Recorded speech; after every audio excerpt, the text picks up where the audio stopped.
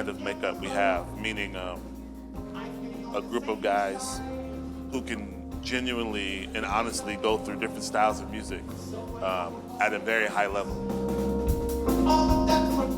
The experiment is most of the stuff you hear we did not rehearse. So we leave things very open-ended. So a lot of the time at the beginning of a song and the end of a song, we don't know how they're going to start or end, and we let them go, you know. And so it's kind of like most of it is planned. A lot of it's planned, but a lot of it's not planned. The experiment is how do we try to infiltrate that into the different rooms of the musical house.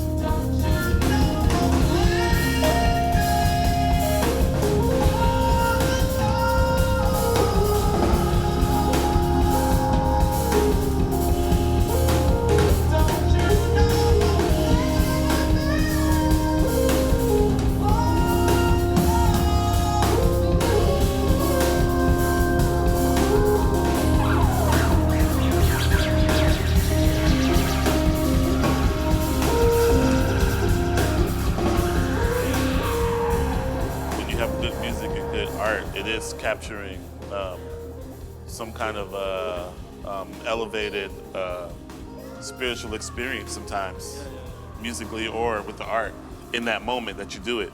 But yeah, the beauty of a lot of art is that there is no form.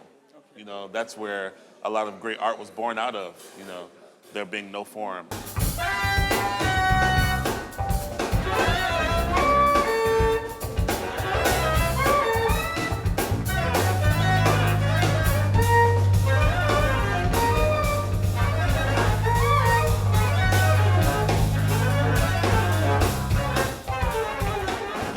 I'll try to play like if I was a sample, like if, for instance, like a Tribe Called Quest track, you know.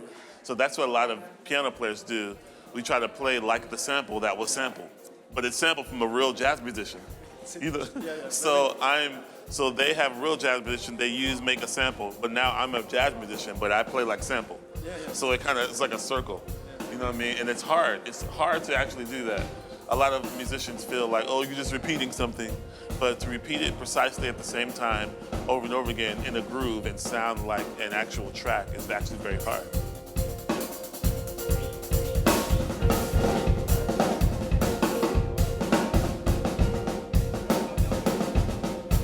A lot of times, you know, the hip hop stuff it's a feeling. As long as it feels good, every measure is still hip hop, you know what I mean? It doesn't necessarily have to always loop. You know, some things cannot loop, but it feels so good, you know what I mean? So when you have a bass player and a drummer that lock, if that doesn't lock, you have no hip hop.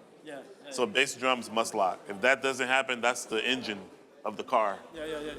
You know, so, but then once that's strong, I can just put whatever I want on top of it. But as long as your head nods, you know what I mean? That's the most important thing.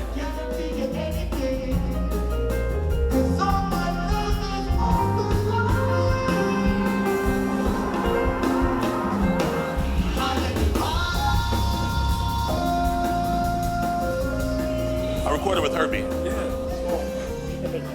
I recorded with Herbie on this. There's a Blue Note record coming out called Blue Note 70. It's a Blue Note 75th band. It's basically an all-star band of Blue Note artists. So it's me, Derek Hodge, Lena Leweke, Marcus Strickland, Ambrose Amaskiri, and also Kendrick Scott joined us on drums. And Herbie and Wayne did a song with us together, Herbie and Wayne Shorter. So we got the chance to play with them. So that was amazing. But that'll be out later this year.